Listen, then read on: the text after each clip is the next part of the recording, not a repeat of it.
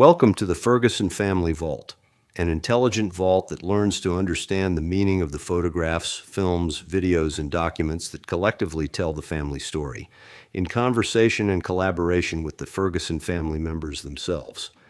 In the vault, stories emerge in two ways. Sometimes a collection of photographs and films reveals a story the family never quite knew it had, and sometimes a narrative already lives in memory, and the vault gathers the family media to support it. For the current generation, the Ferguson family story begins with Charles Ferguson and Lois Lamberton, who met at UCLA in 1937, both on the camp committee, organizing outdoor programs for students during the Depression. 4 years later, they married. 6 months after the wedding, Pearl Harbor. The attack polarized American opinion against the Japanese population of the United States at exactly the moment my father was completing his master's thesis in political science at UCLA. The thesis was 240 pages, entitled Political Problems and Activities of Oriental Residents in Los Angeles and Vicinity. That's the original. When Executive Order 9066 authorized the forced removal of every Japanese American on the West Coast, Charles and Lois Ferguson went to Manzanar, a concentration camp that held 10,000 Japanese Americans behind barbed wire. He was 25. She was 26. Why did they go?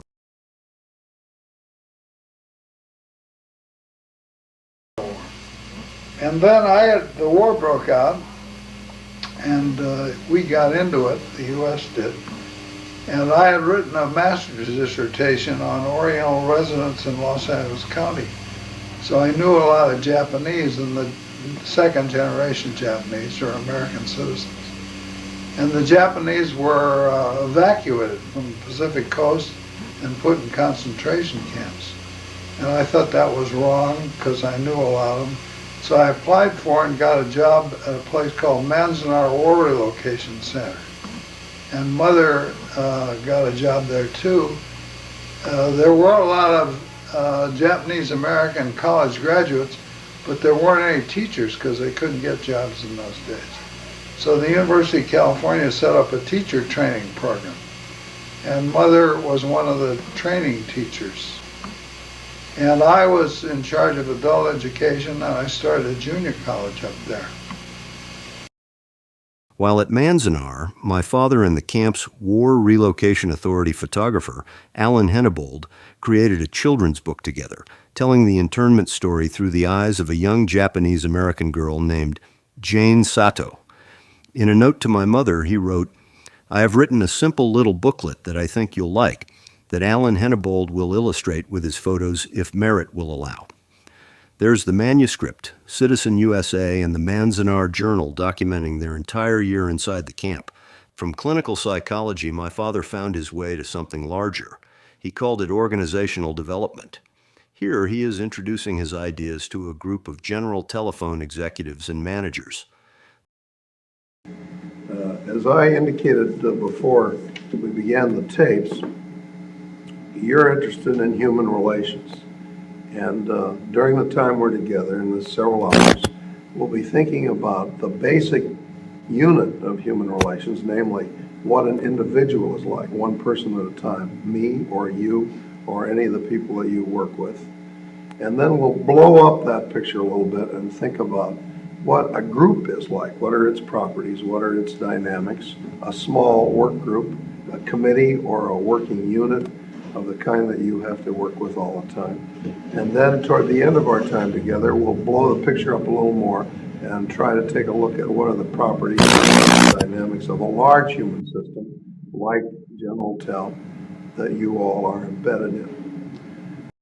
The values he forged at Manzanar, moral clarity, practical engagement, partnership, became the values he taught the world. This is their story. It lives in 19,000 photographs, hundreds of hours of video, and a lifetime of documents that sat in boxes for decades. Until now. Before we go further, a quick word about how to look around. The vault is full of things to click on. Anything you see on the stage, a photograph, a film, a document, a person, is a real item, and clicking it opens the Unified Media Inspector. The story pauses. You take a closer look. When you close the inspector, the story resumes right where you left off. Along the bottom of the screen, when a carousel is visible, you'll find the supporting media for the chapter you're in. Every thumbnail is clickable, too. There's also a carousel control on the right in the chapter navigation panel, so a carousel is always within reach, even when the stage takes the full screen. One last thing before the story begins. Everything you have just seen, and everything still to come, grew out of a single essay I wrote called Surfing Toward the Singularity. It is the canonical expression of what this vault is, and the truest account of why I am building it. Whatever the family makes of all this, and whatever it may one day become for other families, I will let you in on a secret. For me, this whole undertaking has been worth it purely as a caper. The essay is right here on the stage in front of you. Click it and read it whenever you are curious. The story will wait for you. And now, the story.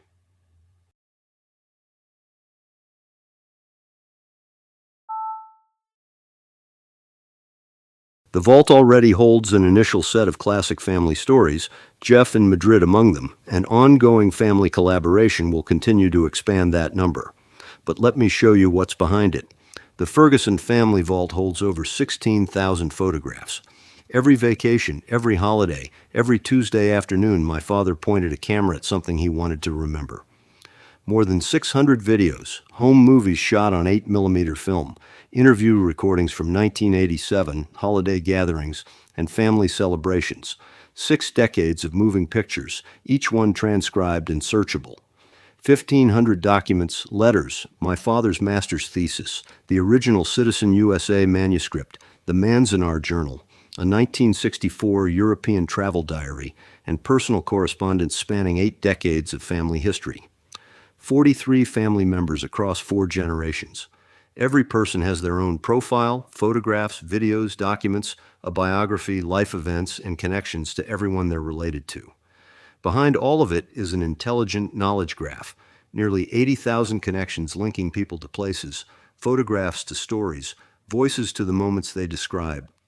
Every person is a node. Every place, every date, every object, a node, and every relationship between them is an edge. The graph holds them all. The constellation view is where this becomes something you can see.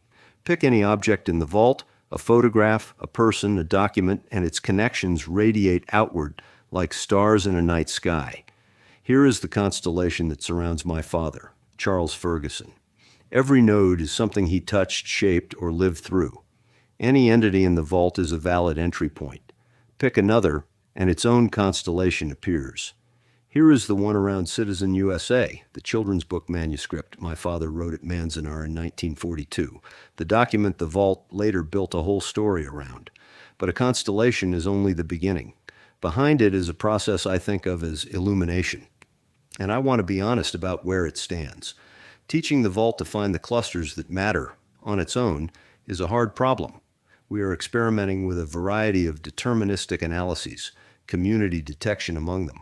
For now, the interesting stories are still being found the old way, by me and by Mike and Trudy, talking in our sibling Zooms. But here is what the vault is reaching for.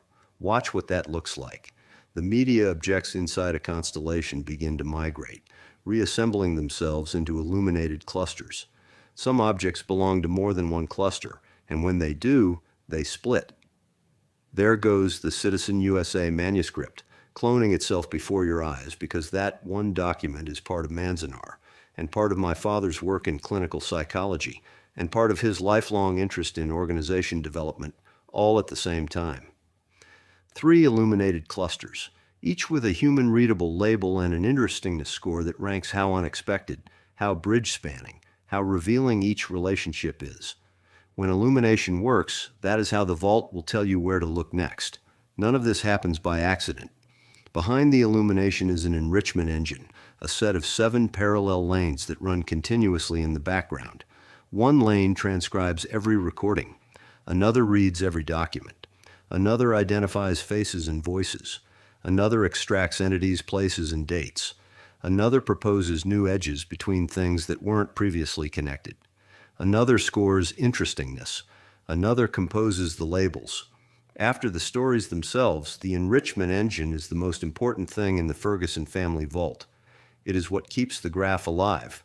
Every time a face is identified, a transcript is analyzed, or a new piece of commentary arrives, the engine runs again, and the graph grows, new nodes, new edges, new understanding. That's the intelligence layer. Now, not just storage, structured understanding. And it's what makes everything else in the vault possible.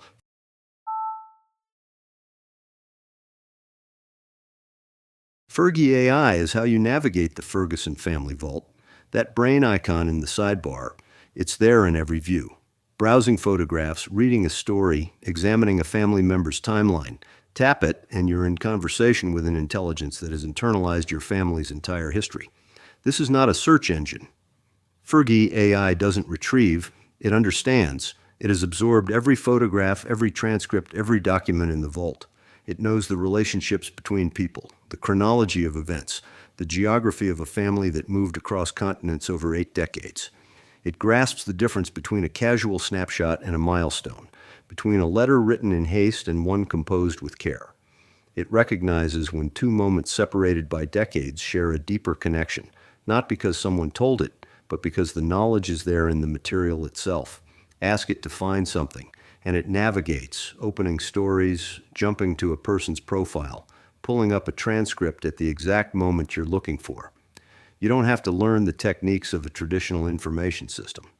You talk to Fergi AI in plain language, and it takes you to the right place in the Ferguson Family Vault and does the right thing. It is a general-purpose assistant for the vault itself. It moves through the collection the way a knowledgeable curator moves through a museum, not by searching, but by knowing. It is context-aware. Open it while tagging faces, and it understands you're working with faces. Open it from a story, and it knows which story. Open it from a family member's profile, and it already knows who you're looking at. The conversation adapts to wherever you are in the vault. Ask it to create something, and it becomes a storyteller, composing new narratives from the vault's raw material, selecting key moments, drafting chapters that weave photographs and voices and documents into a coherent whole. And perhaps its deepest capability is learning from you. When a family member examines a photograph and adds commentary, identifying a person, correcting a date, providing context that only someone who was there could know, that observation ripples through the knowledge graph. The intelligence updates not just that one item, but every connected object, every related story. It grows with every conversation, every correction, every new connection a family member makes. Even our family meetings feed it. My sister Trudy, my brother Mike, and I have been holding regular Zoom calls, the Fergi sibling Zooms, where we tell each other family stories. Those conversations are transcribed and harvested directly into the knowledge graph, turning what we remember out loud into part of the vault's understanding. Fergi AI is powered by Anthropic's Claude, one of the most capable artificial intelligences in the world. The entire Ferguson Family Vault was conceived and built in partnership with Claude, using Anthropic's Claude Code as the development platform. Google's Gemini and OpenAI's ChatGPT also played important roles in the design and refinement of the system along the way. That collaboration between a family's impulse to preserve and the capacities of modern artificial intelligence to organize, connect, and understand is woven into every layer of this vault. The AI doesn't replace the family's knowledge. It amplifies it. The best way to understand Fergi AI is to talk to it.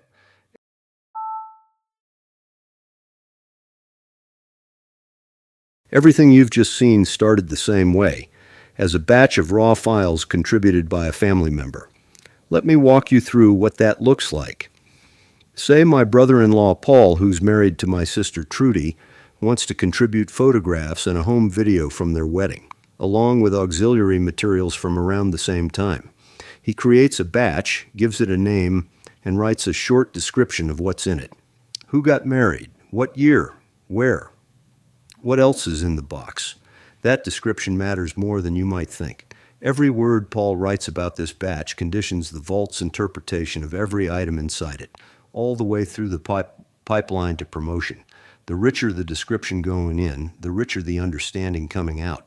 While files transfer, the enrichment pipeline takes over. The system analyzes each photograph, generating descriptions, extracting text from documents, scanning for faces, and building connections to everything already in the vault. All of that happens automatically, in stages, while Paul goes about his day. And when the pipeline finishes, the batch joins the collection, fully analyzed, fully connected, fully searchable. But the enrichment doesn't stop at upload.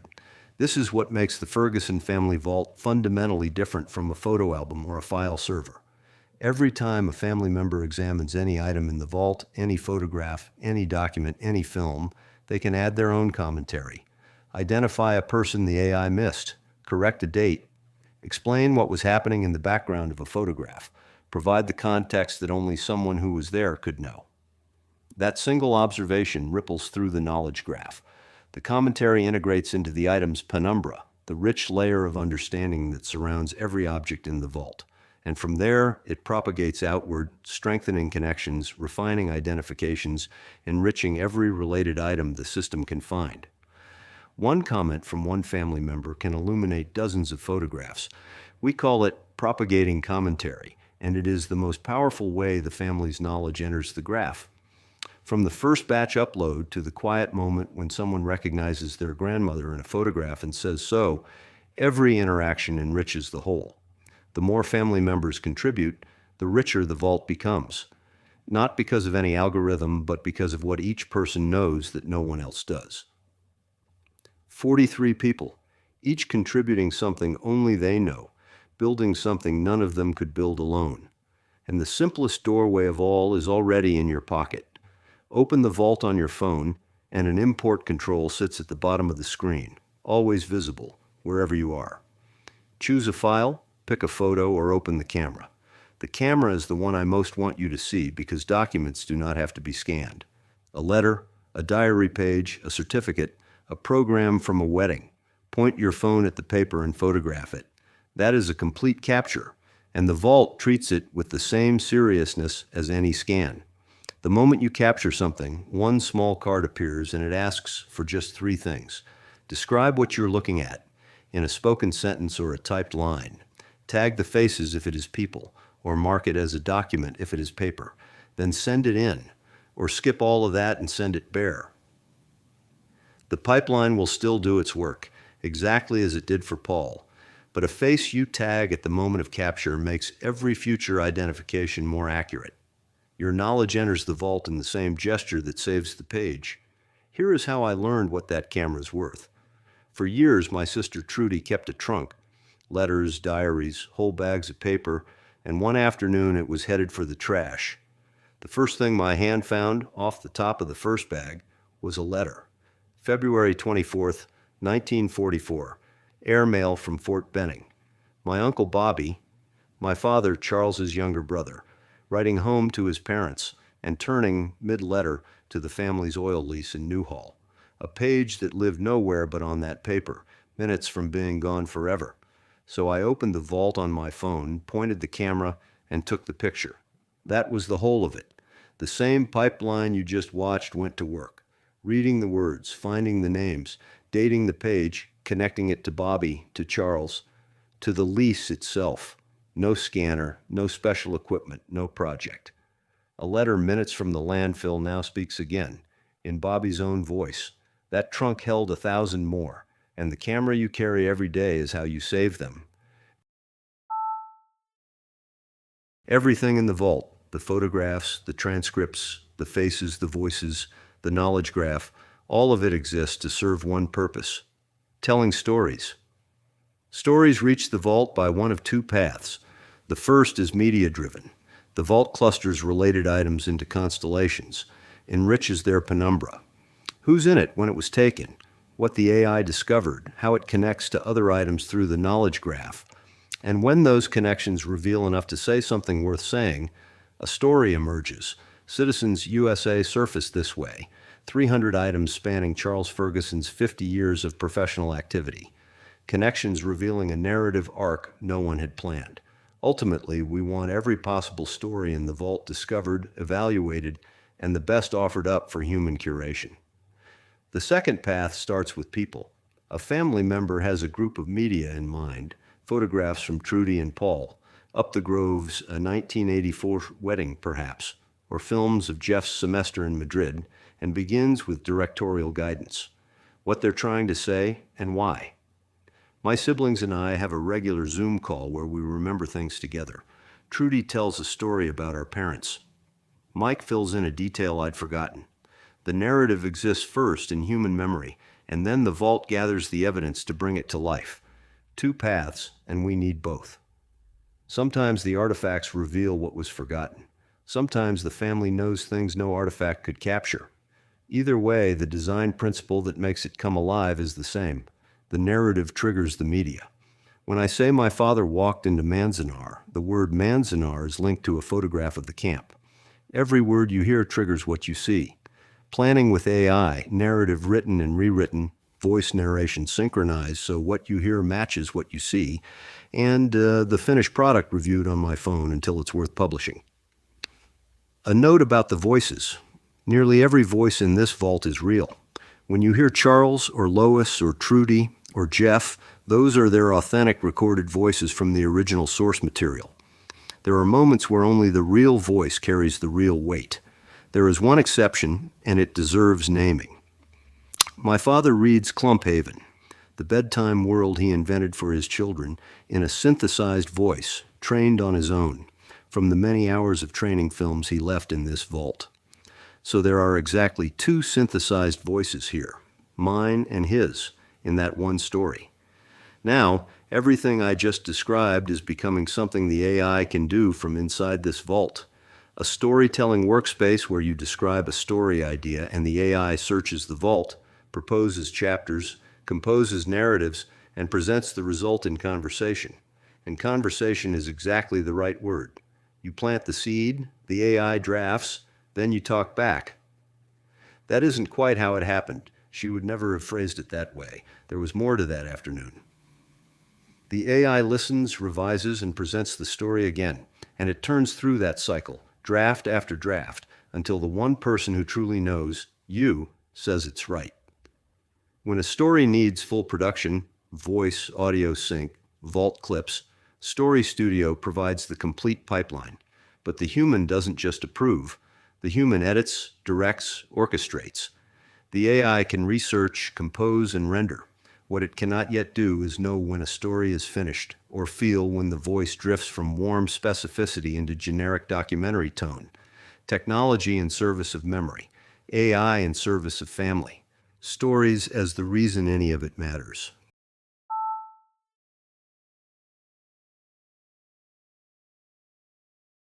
Now, a word about privacy. This is not a social media platform. There are no public profiles, no sharing buttons, no algorithms deciding who sees what. There are no social media links, no external outputs that aren't explicitly requested by a family member. The Ferguson Family Vault is private by design. It runs on a dedicated server in my office, a Mac Mini we call Deep Thought. Not a cloud service, not someone else's data center. Our hardware, our network, our control, every family member gets their own password-protected account. No one outside the family can see the vault. On occasion, I may grant temporary access to someone outside the family for a demonstration or to share a specific story, but that access is limited in scope, restricted in time, and exists only by explicit invitation from a family member. There is no way to accidentally expose family materials to the outside world. The AI that powers the vault runs entirely on that same server. Face recognition, voice identification, transcript analysis, the knowledge graph. None of it leaves the office. No family photos are sent to a cloud AI service. No recordings are uploaded to someone else's servers for processing. The contents of this vault are family property. Any Ferguson family member can download any portion of the vault to their own personal device. Once on their device, that material is theirs, along with the responsibility that comes with it. The vault makes family history accessible to every member of the family, on their own terms. Family members who may not be comfortable sharing their personal materials, or those of their children, do not need to participate. That choice is honored absolutely. If you don't want your kids represented in the Ferguson Family Vault at all, you say so, and the vault excludes them. Completely, no exceptions, no questions asked. That right of refusal is built into the foundation. The current vault is that of Charles and Lois Ferguson and of Joe Ferguson. And it is already growing. We are in the process of importing about half a terabyte of the Chris Ferguson family archive right now, and that should be fully integrated into the vault shortly. Any further additions from family members, which I certainly hope we'll get, will be entirely voluntary and proactive. When this system was designed, that was the first decision. Build it ourselves. Own every piece of it. The vault is safe here. It's not going anywhere you don't want it to go. My father once said the most significant thing in his life was marrying Lois Adelaide Lamberton. His children, his career, his contribution to organizational development across 6 continents, all of it mattered. But Lois was the foundation. I think the most important thing in life, love, family, and those words really not been very fortunate in a lovely family, and we haven't shown each room the local jewel. We is special, wonderful, and beautiful, outstanding. That's only They left behind 19,000 photographs, hundreds of hours of video, a master's thesis defending a community on the eve of its betrayal, a doctoral dissertation on non-directive client therapy at the Veterans Administration, letters written from inside a concentration camp, an education program built behind barbed wire, 4 decades of organizational development work that changed how corporations think about human dignity. None of that had to survive. Most family vaults don't. The photos fade, the tapes deteriorate. The stories die with the people who live them. This system exists to make sure that doesn't happen, not just for my family, but as a proof that it's possible. That artificial intelligence, applied with care and governed by the people who know the truth, can transform a box of forgotten materials into a living, searchable, narrated history that will outlast everyone in it. The vault is here for any Ferguson who wants to be part of it. Explore what's already inside. Listen to a story. Ask Fergi AI a question. Upload a photo you've been keeping in a drawer. Every contribution makes the whole vault richer. And for family members who would rather not contribute their own materials, the doors are still open. You can wander the halls of the Charles and Lois Ferguson Vault and the Joe Ferguson Vault as a visitor. Read-only access is always an option. All you have to do is start.